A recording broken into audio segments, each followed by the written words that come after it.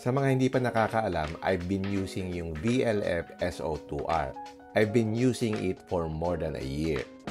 At syempre, since napapadalas yung ating camping at saka off-roading, kailangan ko ng wheels na mag-fit sa lifestyle ko.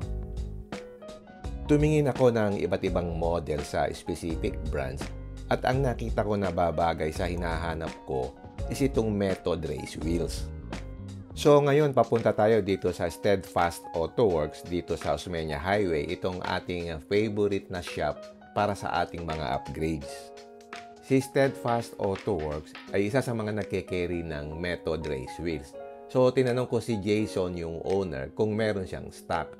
At sinabi niya na meron, kukuhanin lang sa bodega. So after a couple of days, nagpa-schedule ako at tingnan natin kung ano yung napili ko. Si Steadfast Auto Works is yung bagong sumisikat na shop. Located siya dito sa may Osmeña Highway. So nandun lang siya sa may Buendia exit, pagbaba mo ng Skyway if you're coming from the north. Dito rin ako nagpakabit ng Hammer E-board saka yung Raid Mud Flaps. I keep coming back kasi maganda yung service niya at saka honest. Madaling kausap yung may-ari, si Jason. Sa ngayon kasi mapili ako sa mga shop pero kapag ka nagustuhan ko yung service, I will keep on coming back. Nang dumating ako, may Ford Everest na nagpapakabit ng Raid Mud Flaps. Ngayon sa tingin ko nagiging 40 na ni Steadfast yung mga Ford vehicles. Tuwing pupunta ako doon, laging mayroong Ford Everest o kaya Ford Ranger Raptor o Raptor na nagpapagawa. Gamay na din niya yung Ford na brand, saka itong Suzuki Jimny. Ito yung Jimny ni Jason, yung owner. Ang ganda rin talaga. Meron siyang air-conditioned lounge para sa mga customers at dito nakadisplay din yung mga accessories na kinikerry niya. Nandyan si Ridemax, Profender, si Öhlins, si Hammer, and so much more. So ngayon, nandito na yung Method Race Wheels na in-order ko. Sa mga hindi pa nakakaalam, yung Method Race Wheels is known for its durability and reliability, especially sa off-roading. Since ginagamit talaga ito sa high-speed off-roading or yung Baja. So kung nakita nyo yung Ranger Raptor na ginamit sa Baja 1000, ito yung brand na ginamit doon. So ito yung napili natin, yung Method 703. Madaming model si Method at after some evaluation, ang napili ko talaga is itong Method 703. Same siya sa polish look na pinanggalingan natin dati, yung VLF SO2R. Ito nga pala yung catalog ni Method. Nandito lahat yung mga models nila. Designated by numbers actually yung models nila. Nandyan yung 301, yung 502, and so much more. Meron nga pala sila nung Trail Series at saka yung Street Series. So ito yung napili ko, yung Model 703. Nagandahan ako dito.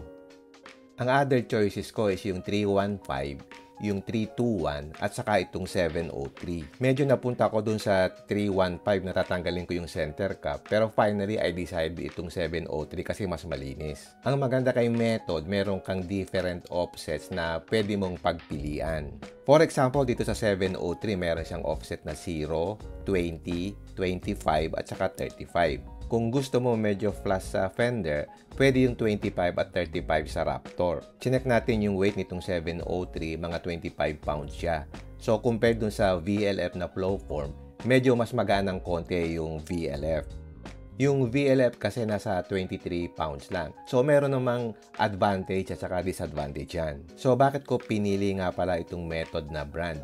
Since napapadalas yung ating outdoor activities saka off-roading. So pinili ko itong Method brand since alam ko yung kanyang durability and reliability niya. And at the same time, meron siyang technology na bago, yung bead grip technology. Ang kagandahan dito sa bead grip is para siyang beadlock. Pero mas madali at less hassle to maintain at madali siyang ikabit doon sa tire. Dito, kaya mo mag-lower to 10 PSI kung mag-off-roading ka. May nakikita nga ako na napababa na niya to 5 PSI. Pero mas safe siguro hanggang 10 PSI. Without the wheel debeading dun sa mismong tire mo. Sa off-roading kasi kailangan mo mag-lower ng PSI para mas maganda yung kapit mo sa road surface. Ang disadvantage nun is may potential na matanggal yung tire mo dun sa wheel mo. Pag hindi ka naka-bead grip o bead lock. Ito nga pala yung specs niya is 17 by 8.5 with 0 offset. 6 by 139.7, machine clear coat ang color niya which is yung polished look. Okay, interviewin natin yung owner si Jason about dito sa Method Race Wheels. Okay, nandito na tayo ngayon sa, sa Steadfast Auto sa Makati. Ito yung napili natin. Katanong ko lang kay Jason yung owner, no? Ano ba yung advantage nitong method na bags? Ang maganda dito, sir, is bead grip siya. Oh. So, ang bead grip kasi, sir, kahit magbaba tayo ng PSI, sir, is kaya niya. Up to, siguro safety lang yung 10, sir. 10. Pero may nakita kami before, sir, nagbaba ng 5. Nakita ko nga yun 5 PSI. Yes. Kaya pala yun. Kaya, pero medyo extreme na yun, sir. So, extreme na yun. safety tayo at least mga 10 or 8, sir. Oo nga. In terms of weight, compared sa BLF, mas mabigat na ng konti. Yes, sir. Mas mabigat compared kay VLF. Kasi si VLF boss talagang kilala siya na magaang po talaga. Magaan. Yes, sir. Maganda na, mas makapit ka naman. Planted ka sa road, no? Yes, sir. Tapos, ang napili ko itong 703. So, ang offset nito is 0. Yes, sir. May Maganda bababa- bagay sa Raptor, sir. 0. Pagka 0, medyo nakalabas ng konti. No? Yes, sir. Mga 1 inch. Yes, sir. Ano pang offset na iba nito? Meron siyang 25, sir. Meron ding 35. 35. Oh, so, pag 35, talagang ano na siya. Plus na plus siya, no? Baka magpantay na yun, sir, sa body. Sa body. Sa no? body. So, yung iba ang Raptor gusto. natin. Ako gusto ko medyo nakalabas ng konti kaya ito yung napili ko Kaya mas maganda siya. Actually, natagalan ako mag-decide kasi tinignan ko rin yung 321 saka yung 315. Pero napili ko itong 703 kasi mas malinis siya. If you compare that dun sa 701, yung 701, nakita mo, kumpotri yung yung napuntas pa ganito. Ito, mas siya mas madami siya, no? Pero parang almost the same yung kanyang design. Kaya lang doon, wala siya nung method na nakalagay dito. Makita nyo doon, nakalagay yung method doon sa 701 dito. Sa itaas, di ba, dito? Di siya Yes, sir. kita. So, dito, nakita ko. So, parang mas attractive sa akin ito, yung method, no? So, yan ang yung napili ko. Ang dami pa lang pagpipilian. Ano nga pa na available na color dito? Meron yan, sir, bronze. Meron titanium. Okay. And meron matte black, sir. May matte black. Oo, pwede. Pag matte black, kung gusto mo sporty. Kasi ngayon, nauuso yung yung Yes, sir. ganitong Machine silver. mga silver ganun, sir. no? Parang bumalik Bumalik parang lang, sir. Parang may renaissance. Di ba? Maganda. At ito is 8.5 siguro, no? 8.5 Yes. ang dapat, no? So, tama-tama. Ito yung bead grip niya. So, dito kumakapit yung gulong. Dito kumakapit para hindi siya sumisingaw yung hangin at lower pressure. So, bakit method? Kasi nung ni-research ko, ito yung ginagamit sa Baja Racing, even sa US. Talagang method yung ginagamit nila So, sa Ford, alam mo yung Ford, especially yung Raptor for Baja Racing ginagamit So, gusto natin magkaroon ng parang three-runner look. So, tingin ko bagay na bagay ito. Ano pa ba sino ba yung competitor ng method? Pag US brand, sir, meron yan si Black Rhino. Okay. Meron din Fuel.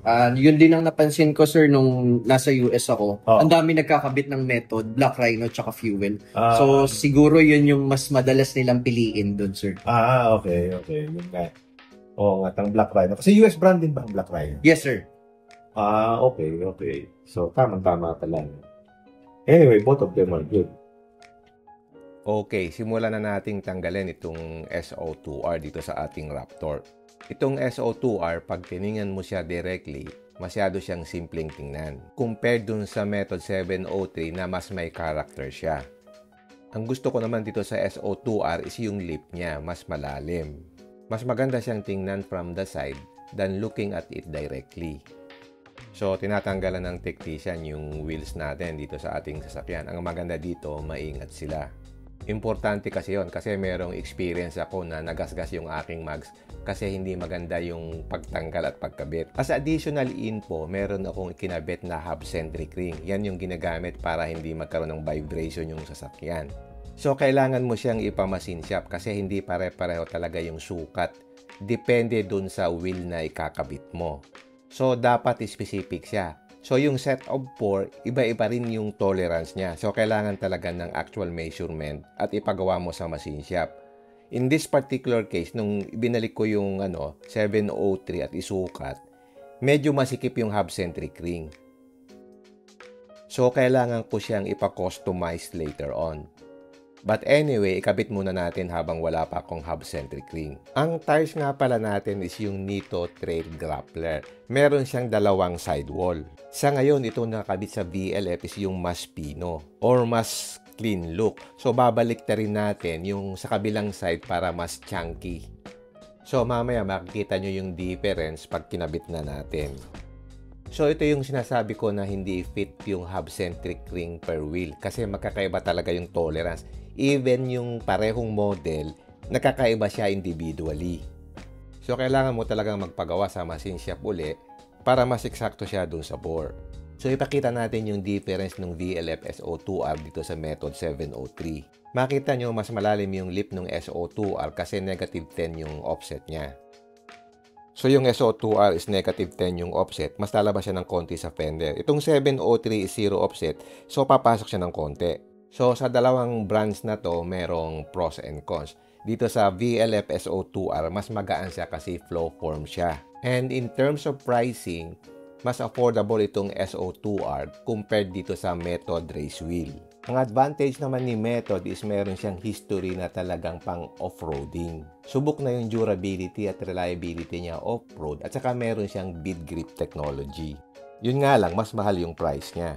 Ipakita ko sa inyo yung offset nitong SO2R, naka-negative 10 siya. So makita nyo, itong backspace niya medyo nakalabas. So pag kinabit mo siya sa sasakyan, medyo nakalabas yung gulong. Ito naman yung 703, 0 offset siya. Makita mo, mas nakapasok ng konti.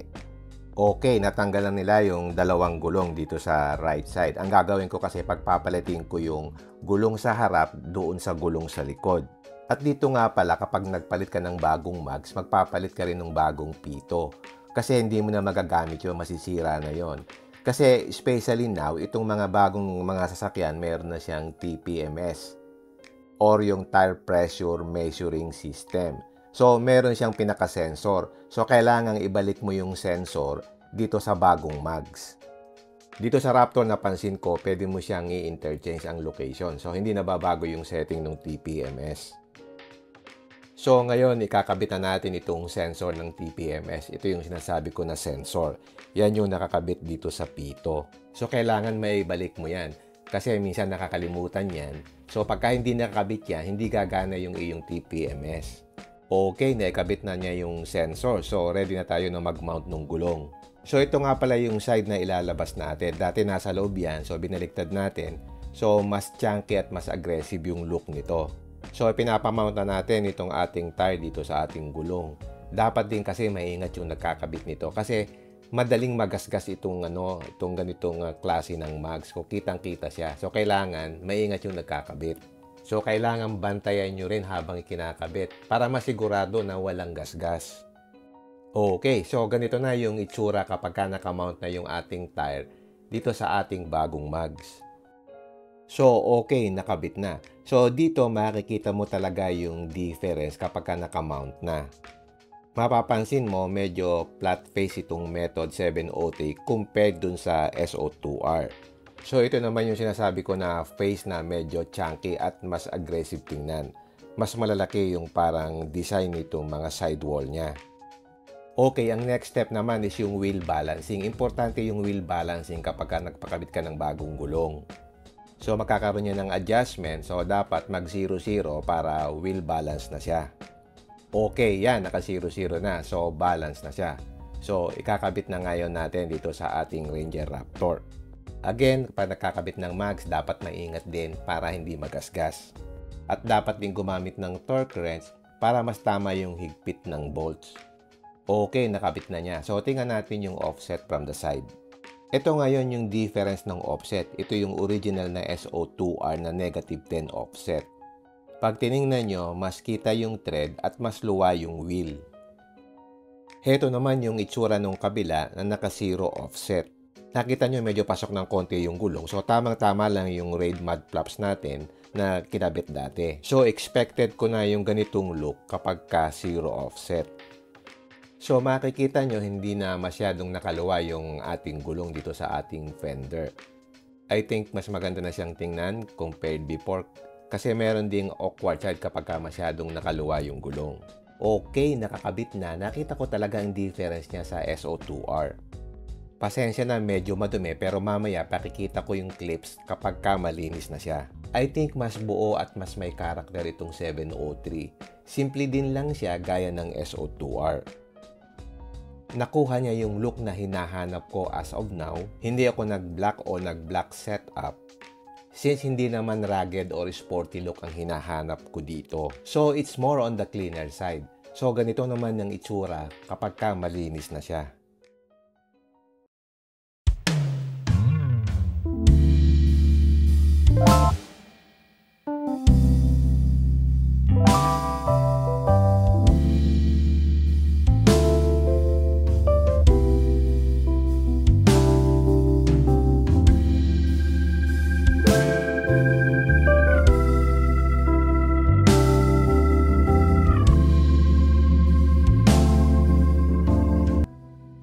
Okay, sa unang tingin, I think malaki yung naging difference niya. Tama lang yung offset niya at mas fit siya dun sa itsura ng Ranger Raptor. Pinablock ko nga pala yung front ng bumper ko para mas malinis lang. I think from the looks perspective, nakuha niya yung hinahanap ko na itsura. Tamang-tama lang yan dun sa pre-runner na itsura na ina-eye ko. Since ginamit natin yung sidewall na kabila, mas naging aggressive yung itsura niya. And for me, mas bagay talaga siya dito sa Ranger Raptor. So, kita nyo, tamang-tama lang yung labas ng gulong dun sa fender compared dun sa -10 na offset. Yun naman talaga ang gusto kong kalabasan dito. Having that bead grip technology and maintaining the clean look. At pagdating sa feel, mas solid siyang gamitin. At alam mo na quality wheel siya. Lapat na lapat siya dun sa hub. Yun nga lang may konting difference pagdating sa weight. Pero hindi naman ganun ka-noticeable. Again, let's check uli yung current fitment niya from the fender. Medyo pumasok siya ng konti, not by much, since tumama lang siya dun sa setup ng Raid Mud Flaps ko. So, yun lang naman. So far, I'm very satisfied with the outcome. I hope nagustuhan nyo rin at abangan ninyo yung mga susunod na upgrades natin. I think yun lang pagdating sa build na ito. Simple lang naman. Hindi naman super sagad yung build na ito. Nakuha niya lang yung look na hinahanap ko. I would really recommend itong Method Race Wheels. Pwede rin naman yung VLF kung gusto mo street use or daily usage lang at an affordable price. Pero kung gusto mo ng more flexibility, mas okay itong Method Race Wheels. By the way, ang price nga pala nito is 85,000 pesos. So kung interested kayo, tawagan nyo lang si Steadfast. Ang kagandahan nito, naka-bead grip ka na. So kung may balak kang mag-off-road, ready ka na. Okay, sana nagkaroon kayo ng idea about this Method 703 wheels. Salamat ulit sa Steadfast Auto Works for a good service. Alright, if you like this video, don't forget to like, share, and subscribe. Until next time, see you again in my next vlog. Bye!